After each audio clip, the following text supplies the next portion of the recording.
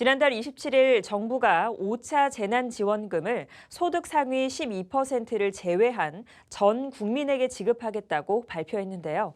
이에 이재명 도지사는 경기도에서는 전 도민에게 지급하겠다고 밝혀 대권 경선 후보들 간에 치열한 공방이 벌어지고 있습니다.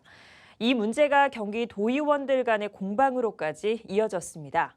여당인 더불어민주당은 이 지사의 입장을 지지하고 야당인 국민의힘과 민생당은 정부의 입장을 지지하며 목소리를 높이고 있습니다. 심재호 기자가 보도합니다. 지난달 정부는 소득 상위 12%를 제외한 전 국민에게 5차 재난지원금을 지급하겠다고 발표했습니다. 하지만 민주당 대권 경쟁에 나선 이재명 지사가 정부와 달리 경기도에서는 전 도민 모두에게 지급하겠다고 밝히면서 대권 경선 후보들 간에 빚어진 공방이 경기도의회에서는 여야 간 싸움으로 옮겨왔습니다. 먼저 경기도의회 더불어민주당은 지난 9일 비접촉 기자회견을 통해 이 지사의 전도민 100% 지급 방향을 지지하고 나섰습니다. 경기도의회 더불어민주당은 전 도민에게 재난지원금 지급을 추진한다. 이를 위해 이재명 지사와 적극 협의해 나갈 것이다. 박 대표는 중앙정부의 소득 상위 12%를 제외한 5차 재난지원금 지급 방식은 재난지원금의 10%를 기초지자체가 부담하고 있어 시군의 부담이 클 수밖에 없다며 경기도와 시군의 재정 부담을 9대 1까지 높일 것을 제안했습니다.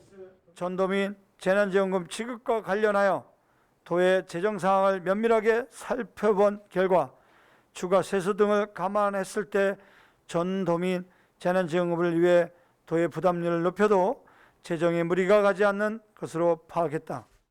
이에 국민의힘과 민생당은 다음 날 기자회견을 갖고 소득 상위 12%에도 지급할 경우 4천억 원의 추가 비용이 든다며 이를 전도민 100% 지급이란 도지사의 신념을 지켜주기 위한 비용이냐고 따졌습니다.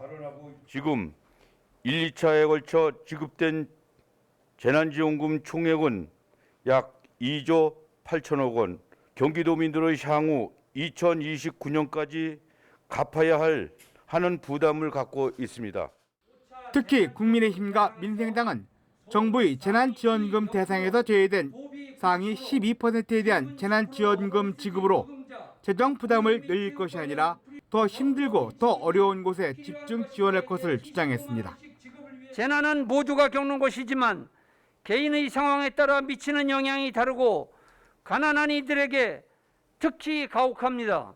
재난지원금은 사용처에 맞게 재난이 발생한 곳에 두텁게 지원되어야 합니다. 그러면서 이들은 재난지원금 지급 범위 대상을 놓고 의회 차원에서 경기도민을 위한 방향이 무엇인지 치열하게 논의할 장을 만들 것을 제안했습니다. BTV 뉴스 심재호입니다.